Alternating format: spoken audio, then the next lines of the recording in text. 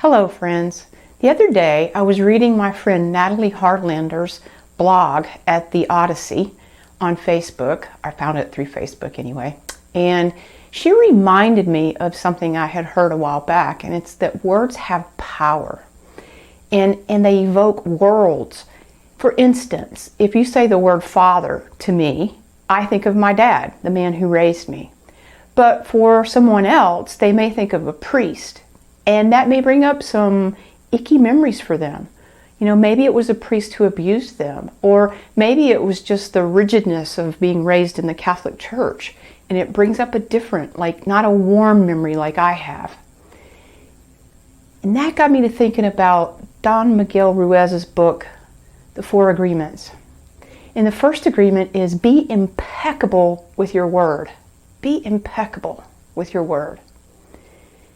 And he says that because our word is our creative power. It's our creative force. It's how we call forth that which we want to see in the world. And then I thought about me during the last election. And I thought about the team that I wasn't for and some of the things that I said. And I still think I was right about the things that I said about the other team. I don't condone bullying. And I do believe that the opponent was a bully. And I don't really enjoy being around people that I perceive to be narcissistic, meaning that they only care about themselves and they always brag on themselves and how they're better than everyone else. Like, I don't find that, first of all, I don't find it realistic. And secondly, like, it's just not enjoyable. It's like the yuckiest energy in the world to me. Well, almost. But anyway, you get the point.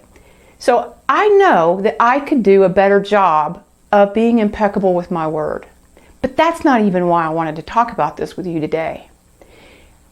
The words that we say to ourselves about what's possible and what's not define us and our world. So if I say, you know, it's not possible to have peace on earth because there's so much divisiveness, then I'm creating that. I'm creating the possibility of no peace. But if I stand in the truth of my heart that says peace is possible, because I believe deep in our hearts we all want it, whether we agree with the opponent, what we perceive as the opposing team or not, we all want peace. Somewhere deep inside of us, we want peace, we want to love, and we want to be loved. Be impeccable with your word. So now I'm asking myself, is this loving? Does this bring me more of what I want in life or more of what I don't want? I'm paying attention to my words again. Again, not necessarily the outside words. I think most of us are socially groomed to speak correctly in front of whoever we're with. But when I speak to myself and I speak about my world and the world that I want to create, am I being impeccable with my word? Are you, my friend? Or are you like me? Do you see some room for improvement?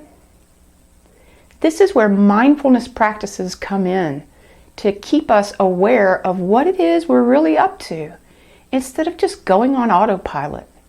So I hope you found this helpful, and I hope that you will mindfully pay attention to your words and simply ask yourself, are your words creating more of what you want to see in your life, or could you use some improvement like me?